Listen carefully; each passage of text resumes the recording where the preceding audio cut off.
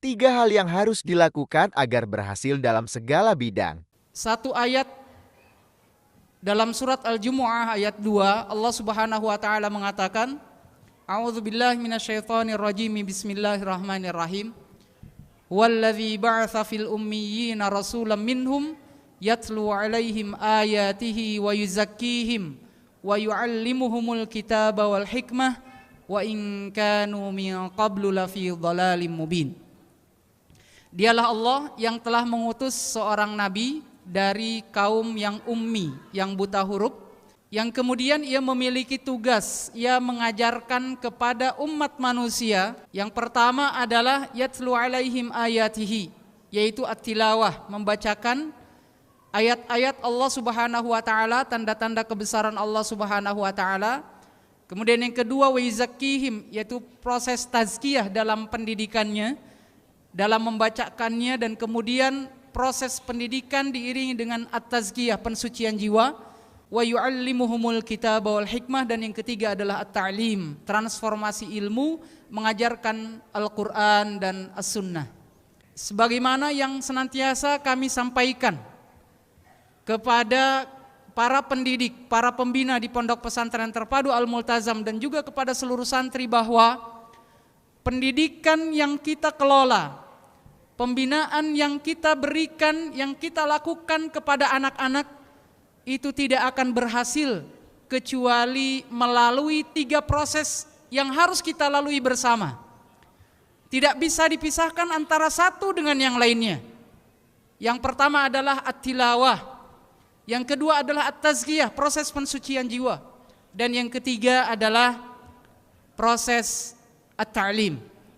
Maka ketiga hal ini, ketika kalian mau melanjutkan ke jenjang berikutnya, jenjang pendidikan yang lebih tinggi dari sekarang, maka apabila kalian ingin sukses, ingin berhasil, ingin semuanya ya secara holistik berhasil dalam segala bidang, maka 3 hal inilah yang harus dilakukan.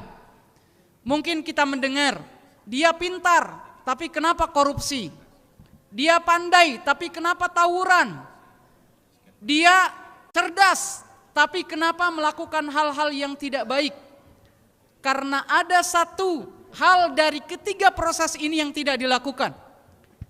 Dia hanya diisi aspek kognitif, tapi tidak diisi dari aspek spiritual atau pensucian jiwa.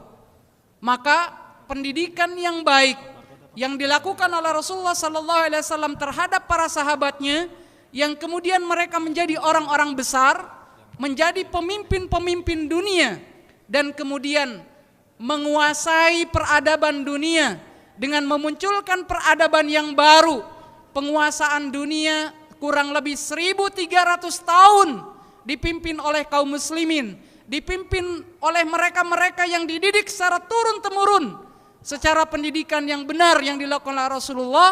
1.300 tahun mereka menguasai peradaban dunia, sampai 1924 baru hancur luluh lantak karena dihancurkan melalui propaganda dari dalam dan propaganda dari luar.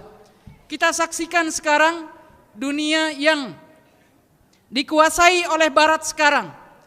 Kemudian Rusia mulai, kemudian Cina mulai untuk menunjukkan gigi taringnya.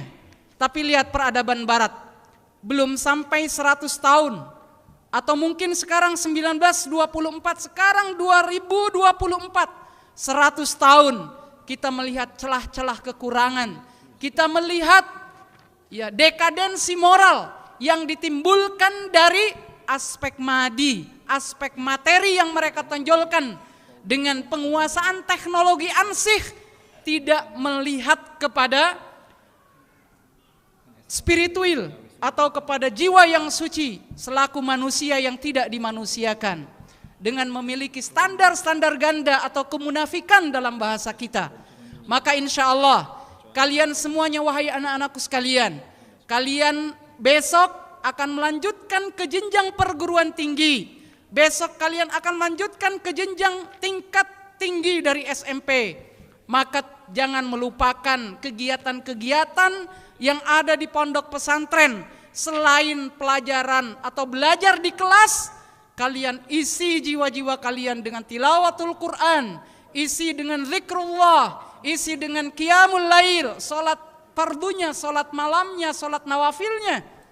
Isi jiwa-jiwa kalian dengan mensucikan jiwa kalian dan mengisi nurullah, cahaya Allah ke dalam diri kalian, sehingga kalian bisa berjalan sebagaimana permintaan kalian, ihdinas siratal mustaqim, di dalam menjalankan agama ini.